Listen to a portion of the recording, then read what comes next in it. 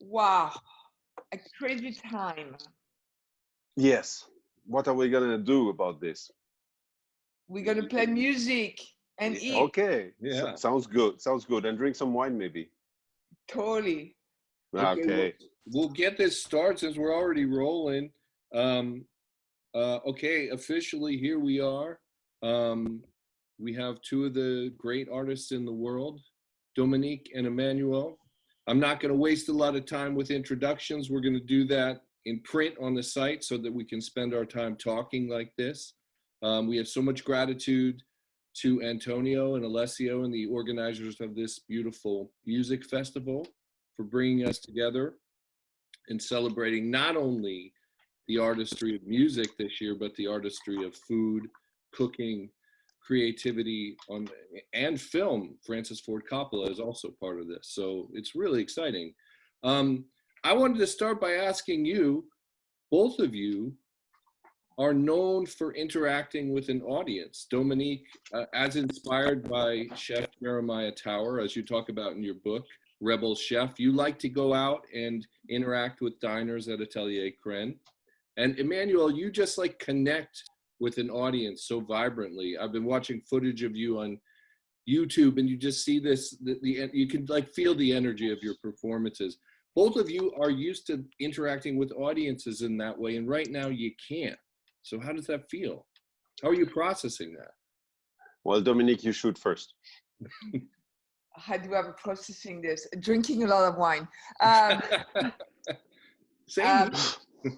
It's crazy. So I think the humankind and is we differently made for engaging with others, and I think the connection and the touch and the voices and eating and laughing and playing music, cooking, whatever we want to do, we need human contact. Yes. That is essential. Right. I mean, that is essential. What's happening right now is taking away a lot of this, and unfortunately, what also you're seeing it's affecting a lot of people physically and mentally. So that's what I'm worried about it, because when we recluse ourselves in kind of isolation, I think we becoming a little bit close up on ourselves, and it's difficult. It's just like it's not human. It's Right. not human. Right. So how do I deal with it? Well, I go to the restaurant every day. Oh. I connect with my team. Yesterday was amazing because we were serving food for the homeless, and it's hard to connect with them, but it's at least you are offering something for them to just feed their soul. I'm at the farm. I'm at the farm almost every day, and my kids are at the farm, and I talk to the plants. Uh-huh. I talk to the chicken. I play music, by the way, to the chicken. Wait, but you play music like, are you playing an instrument? No, I play. No. Well, I used to play instrument, but I play a lot of classical music to the chicken. Oh, what composers are you playing? Well, I mean, it could be a range from Bach to Beethoven, and at the other day I played Ravel, which is amazing. But and then the chicken just hang out with me, and we just it's pretty amazing. But yeah, it's a difficult time. Yeah. It's Oh, interesting. that's an amazing. You mentioned connecting with nature, because I find that a lot of people I talk to are connecting through gardening, planting seeds, things like that. Yes. Emmanuel, how about you? How are you coping without the excitement of an audience, the connection? Yeah, well, actually, my first audience after lockdown, I was on a visit to Kenya. My first time in Africa, and I had picked a student flute with me to travel across different countries in Africa. We ended up only doing one country because of restrictions that came in. And then I can so much relate to what Dominique just said, because I started playing for the elephants and for the giraffes, and they couldn't care less. I can tell you, this has been like the most indifferent audience I've ever had. But the nature was so silent. All the tourists had left day by day. Within a week, it was the place was empty. It was beautiful. It was just the animals, us, this nature feeling that was so overwhelming. I was saying there's just one way to go, and it's forward. So this is what we should be doing, try to share this music and this vibrant experience that we also find. I find this in the books, I find this in the arts, in paintings, in sculptures, things that get an excitement in myself. And last time I cried so hard because I was so overwhelmed by happiness. It was actually a simple dish in Italy that reminded me of my childhood. Oh. And the last time before that I had the same tears. It was while listening to a piece of music that I didn't know, but that just overwhelmed me. And I was, I felt so tiny, and it was just like taking me across the Atlantic, probably. Well, it's interesting because you two are actually paired on the program for this festival. Sometimes a meal has a wine pairing. In this case, it has a music pairing, or the music has a food pairing. So Dominique has chosen dishes for various nights. She's chosen a delicious dish of caviar, potatoes, and onion. Why did you choose that, Dominique? What's the association there? Well, I mean, Beethoven is, I felt that his music is bold. Yeah. Yet it's just getting into you when you listen to him. It's just like, oh my God, potato and caviar and I think onion. So potato and caviar and onion. So potato for me, it's like being on the farm, of my uncle and picking up the potato and there's this amazing a product that you have in your hand and you're just like, what is this? And it's so simple, yet it's so bold. And then, so the boldness of this dish, it's also also the onion. So the onion and the potato are very, are dishes that often I use in a very simple way and a very comfortable way, comfort food, and then suddenly the luxuries of the caviar come in with the salinity of it, and it just blow your mind. It's like, the music blow your mind. So I thought that was a very good combination. And well, I always go ahead. I mean, you hearing Beethoven and you eating caviar and potato. I mean, life is good. Life is good. Well, I was going to say I associate caviar with celebration. A birthday, yes, or just an anniversary, a lovely night out. I mean, don't get me wrong, I'll eat it every day if I get the chance. But the Beethoven Serenade for flute, viola, and violin is so much that kind of feeling. I've been listening to it online in preparation for this, and it has such a feeling of celebration and joy. It seems like caviar is just the right pairing for that, Emmanuel. It's amazing. I'm so thrilled to hear this. This is in the same time chamber music because of the three main ingredients that we have, just like in this kit also, in these Beethoven works that we're playing that evening, like two, three players. It's simple, but so powerful, because you can hear each voice and they blend together and then they go apart again. And this is going to be also the journey in a palette that we're going to have. And I'm so thankful for Dominique Crenn for composing Beethoven in our dishes, in our songs also at the same time, because sometimes when you see it, and when you taste it, you hear it better. It's funny how music is an impermanent impression, because once the concert experience is on, you can play a recording, but it's not going to be the same. With the food, it's the same thing. You have first bite, it's a wow discovery. That it's the journey it makes from the first crunch or the first slurp, then the texture and the taste, and then all of this journey, what it does to your organism altogether. It's just a thrill, and it's something that we can absolutely identify with in the music. And really, truly, Beethoven, from his youth works that we are playing this program to his later works that are also present in the program, has always been bold. Even when he writes for the aristocrats of this world, he has been provocative. There's a spirit of revolution. It's definitely a revolutionary moment. There's no getting around that. Oh, for sure. Dominique, I don't know if you got my email, but I love your book. I want to give a shout out for the book, Rebel Chef here. Do you have a copy with you? What do you mean? Of course. Yeah, right on.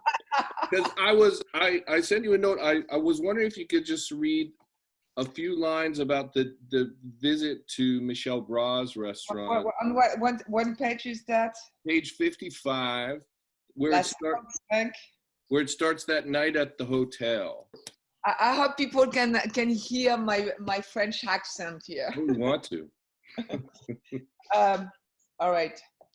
That night at the hotel, I got to taste Bras' recently invented signature dish, the gargouillou, the jeunes légumes, a medley of vegetables, plants, herbs, and flowers that involved up to 80 distinct elements. And that came to him, and he has said during a run in the countryside in June 1978. It's not just that the gargouillou use ingredient in a way I'd never seen in cooking before, in a direct reflection of the land around the restaurant, or that is feature touches that will become standard, such as the smear of the spoon drag, the technique of spreading a sauce across the plate. It's that the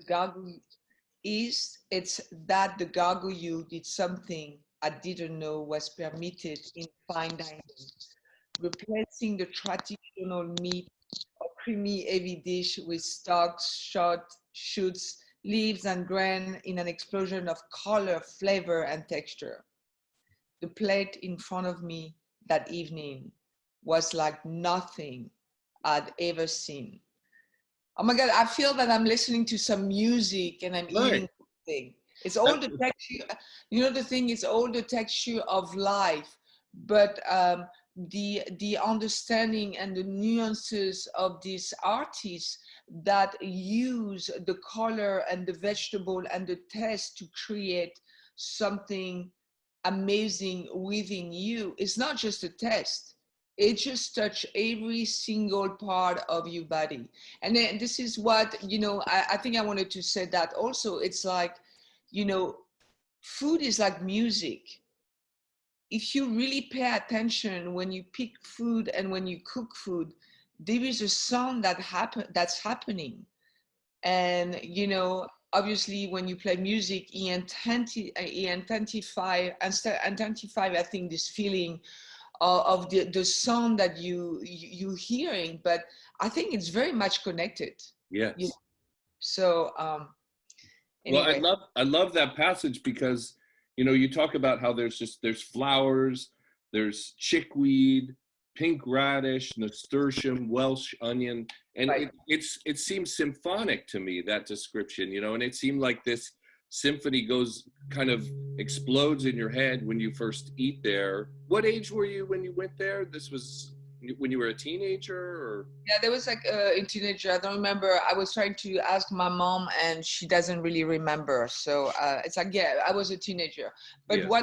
What I learned from that is nature is in front of you, and nature is a symphony of the world, and if you can put, I mean, you have a lot of music that is connected with nature also. I mean, I can play, you know, Beethoven, you know, in the middle of a field, and you can sit there. You don't have to have anybody, but you have nature in front of you, and you can engage with nature with music. So I think that's the beauty of that connection with music and food and nature. So, but he's an artist, you know, and he knew how to connect, you know, all of it together. And then now we have Emmanuel that can do more than that with the music. And I think that's what is beautiful, you know.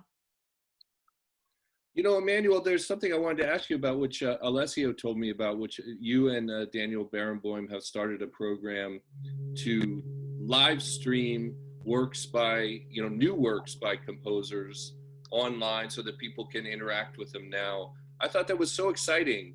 It's a way for people to connect with new music now, or more contemporary music and composers now, and derive nourishment from that.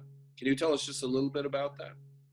Yeah, well, it's exciting how you start spinning up ideas in such periods like this isolation, like the crazy months that we have behind us, and there's this reaction like stand up and do something for your people, for your community, for your family, for your friends, and for people whom you don't know yet, make them friends also. Turn them into friends. And we thought with various musicians, what are we going to do? So depending on the different structures and how they could open or not open and what was allowed to do, we realized that actually there's not much going to happen until the summer, except playing locally with the musicians who are living in the same town as you are. So fortunately, living in Berlin, we have a lot of artists there in all forms of arts, and they have been, I can tell you, all the recording studios have been booked like they have never been before. They've been working 24 hours every day. And of course, health first, taking everything into consideration. There's a lot of distancing and all these kind of things. But it's all happening in the studios and offering productions for virtual audiences. And this way we could reach with Daniel Barenboim, we thought, contemporary music, but what do you call contemporary music? It's music for the people of your time, by the people of your time, performed by people live by people of your times too. So it's nothing more than our contemporaries, the other fellow people who are sharing this life on earth. Actually, there's nothing to be afraid of. There's nothing scary about it or intellectual or whatever. I mean, of course, if you want to go intellectual, there are people specializing to this direction. But there's also a lot of senses that it appeals to. And we thought that this is going to suffer first. Creativity, creation is something probably that we need most right now. We need to invent new patterns of living. We need to find new sounds, new meaning in our lives. And whom to trust better than people who are used to sit in isolation at their desk and create this way. So it was really a wonderful journey. And we have these 4 evenings that are available online on the website of Boulez in Berlin. That has been really a wonderful place and venue to perform these works together. And we're discussing a lot of that and many other topics together with Daniel Barenboim. This has been a really privilege to share this time on stage. Dominique, I want to ask you a somewhat silly question. Forgive me, but you can ask me anything you want. There was a point in your book that I loved where you talked about your first real experience, your first breakthrough cooking was making these incredible sandwiches, right? In France. Right. Yeah, and I love, you can probably see from my Instagram, I'm a sandwich person, and you talk about the importance of less is more and simplicity with the sandwich. This is the silly. A lot of us are stuck at home making sandwiches. What should we keep in mind? Well, I wanted to share my experiences. So less is more is, growing up in France, what is a sandwich? It's about, there's not a lot of ingredient, but it's all about the bread. Right. And then the butter. And the butter. And the butter, and then the ingredient. You can have, beautiful slice of saucisson, or just a little slice of if you like cheese, the brie cheese or Comté cheese or whatever. And it's all about the ingredient. And when you have 3 ingredients that are done very well, you want to test them, right? And then obviously you got to bring a little bit of acidity with like the French cornichon inside. I mean, you put that in your mouth, you get the baguette, the butter, the saucisson or the jambon, and then the cornichon, and you close the baguette that is crispy on the outside but soft inside. You put that in your mouth. I mean, Emmanuel, it's like, it's it's crazy. You know, even in the little store in France where they make, you know, sandwiches on, it's even delicious, you know. Yes, so less is more. Everything should be less is more in life, you know. Let's stop of living in a world of convenience and accumulate, you know, all the things around us, when, you know, you just have one thing that can be beautiful. You know, if you want to listen to some music, listen to something that really touch you and speak to you and feed your soul. If you want to eat food, eat something that is simple yet is fulfilling you in your mind, in your heart, and in your belly. And if we can live in a world of less is more, I think the world will be a better world. I have a feeling that if I could just sit in a concert hall with a bunch of people and listen to Emmanuel perform, or sit in Atelier Crenn or Bar Crenn, as you know, I'm a big fan of Bar Crenn, and have those oysters and chicken, and I would be so grateful. That's the word. It would be gratitude. Like I do pay attention anyway. I love music and I love food and I love poetry, as Dominique knows. But I would pay even more attention and would just be so damn grateful. Because, you know, and it's funny, I think some food writers like me, we become a little weary of tasting menus. You become a little jaded. You're like, oh, you know, it's 5 hours long. Right now, I'd be fine with it. That sounds amazing. You know, I'm in a house with 4 kids here. I'd love to have some time of quiet and focus and elegance to appreciate your artistry. It could be 10 hours. I'm there. No, I'm just going to give you 2 hours, not 2 more. You know? 2 hours is fine. Anything. Anyway. Well, I appreciate you both so much. I'm going to let you go because actually the Zoom will run out of time soon. So, thank you. It's good seeing you. Thank you. Hope you're healthy and everything. Great seeing you. Good seeing you. Good night meeting you, and thank you. I'm grateful to be able to speak to you, both of you guys. So thank you very much. Me too. Please take care. Okay, and see you around. Soon at Bar Crenn, I hope. Yeah, definitely. Au revoir. À bientôt. Bye bye. Bye bye. Salut.